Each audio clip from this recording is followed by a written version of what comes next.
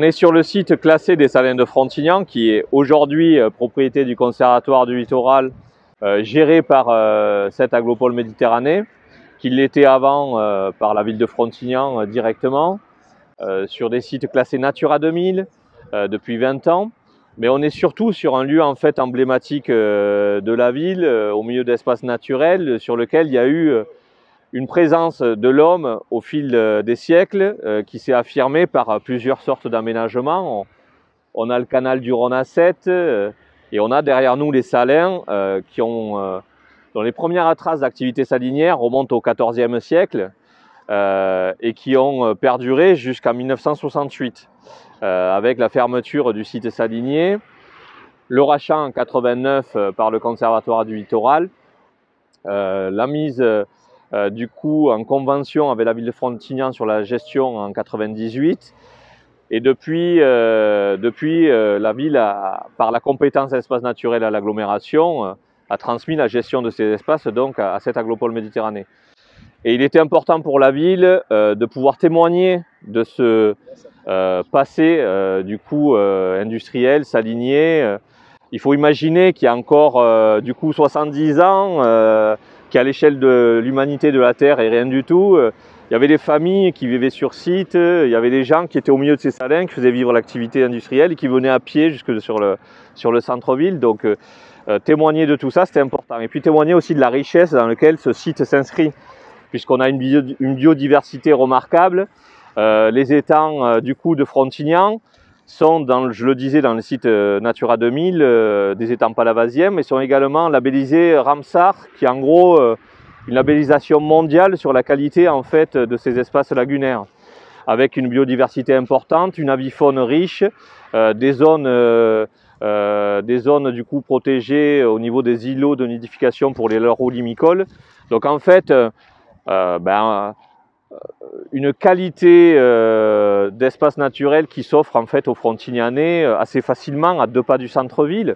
Et donc il apparaissait important de bien requalifier ces espaces et ça se fait en 3 temps. Le premier temps, il s'agissait de mettre hors d'eau et de sécuriser les bâtiments qui étaient en pas très bon état. Donc ça a été la première séquence, et aujourd'hui de nouveau on peut accéder au milieu des bâtis pour pouvoir profiter des paysages. La deuxième étape, elle vient juste de se dérouler, c'est le réaménagement des entrées de site. Donc au niveau du plan du bassin côté Frontignan, et par le chemin des Piels sur l'entrée principale, par le chemin d'accès des Salins. Ces aménagements de site, c'est une invitation en fait à l'entrée sur ces espaces naturels, une sensibilisation à la zone dans laquelle les citoyens vont s'engager pour pouvoir l'apprécier pleinement et pour pouvoir aussi comprendre les quelques enjeux qui se jouent avec donc du coup des panneaux de sensibilisation sur l'avifaune et la biodiversité justement qu'on va rencontrer.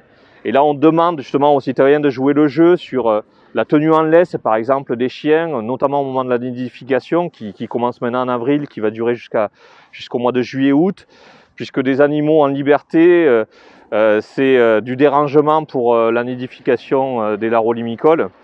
Et on demande de pouvoir observer pleinement, de s'enrichir, mais en le faisant discrètement, par des jumelles à distance, en respectant en effet les chemins balisés et les plans balisés qui sont indiqués en entrée de site. Et c'est donner la possibilité d'avoir pour les habitants de ce territoire, voilà, des espaces de respiration riches sur lesquels on va prendre plaisir à se retrouver en famille, à observer et prendre le temps de ressentir les émotions qu'offrent les paysages de cette qualité-là. Ces entrées de site, c'est la deuxième phase, et il y en aura une troisième qui va concerner la scénographie sur le site en lui-même. L'idée demain, c'est d'avoir des panneaux en fait pour témoigner de ce qui se faisait du coup à l'époque sur ces salins, une exposition permanente en fait qui serait ouverte au public de manière permanente. Et ensuite, il y a la scénographie extérieure, pour là aussi prendre pleinement conscience avec des lectures de paysages, du témoignage du milieu fragile sur lequel nous vivons. On est sur des salins mais qui sont donc bâtis sur des lagunes, coincés entre le massif de la Gardiole et le lido des Aresquiers. Et ça, c'est un puzzle riche qu'il faut aussi expliquer aux habitants parce qu'il a mis des millénaires à se construire et qu'il est fragile. Et que les enjeux que nous vivons aujourd'hui par rapport à l'évolution climatique, si on peut faire un maximum de sensibilisation pour parler de ces fragilités, arriver à se projeter dans le temps pour essayer de préserver au mieux, ce sera très bien de pouvoir le faire à travers ce site emblématique.